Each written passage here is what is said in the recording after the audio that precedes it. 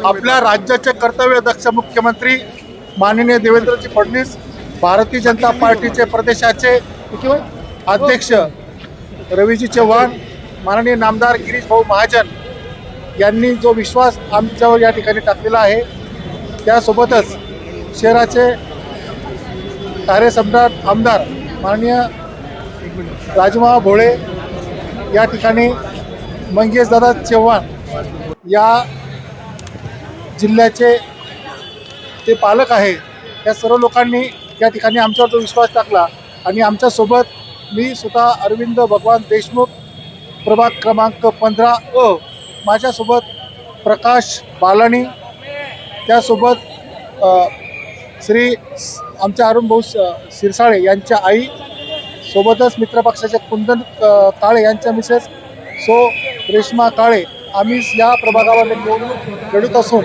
फक्त water meter gutter नव्हे तर त्या पलीकडे जाऊन समाजाची कशी सेवा करता येईल, या वार्डामध्ये या प्रभागामध्ये बरेचसे विकासाचे कामं झालेले आहेत. बरेचसे रस्ते, वॉटर मीटर गटर जो आपण म्हणतो त्यापैकी बरेचसे कामं झाले. जे काही थोडे बहुत कामं असतील त्या आगामी काळात आमच्या सहकार्याला सोबत घेऊन किंवा आमच्या नेत्यांना विश्वास घेऊन, स्थानिक आमदारांना विश्वास घेऊन आम्ही हे सर्व कामं निश्चितपणे पूर्ण करू. फक्त त्या पलीकडे कामं आहेत, आमच्या महिला भगिनींचे कामं आहेत, या ठिकाणी रोजगाराचा काही प्रश्न असेल, या ठिकाणी अनेक अशा शासकीय योजना आहेत की त्या शासकीय योजनेपासून अनेक बांधव हे वंचित आहे. त्या सर्व लोकांना शासकीय योजनांचा एक लाभ देण्यासाठीचे एक दूत, एक सेवादूत म्हणून या ठिकाणी आम्ही काम करू. भारतीय जनता पार्टी जे आहे हा एकच पक्ष आणि एकच घराणेशाही चालणार नाही. घराणेशाही झाली तर आपल्या पक्षाची किंवा वाढण्याबद्दलची भूमिका काय असणार? एक कसं आहे, घराणेशाही असा मुद्दा नसतो, काम करणाऱ्यांना संधी त्या ठिकाणी दिली गेली पाहिजे. आणि समजा एखाद्या घरामध्ये समजा कोणी म्हणजे आमदार असेल, आणि आपण बघतो आता माननीय नामदार गिरीश भाऊ महाजन राज्याचे मंत्री आहेत, मात्र त्या ठिकाणी जनतेने ठरवलं की साधनाताई महाजन यांना नगराध्यक्ष करायचं, त्या ठिकाणी नगराध्यक्ष झालं.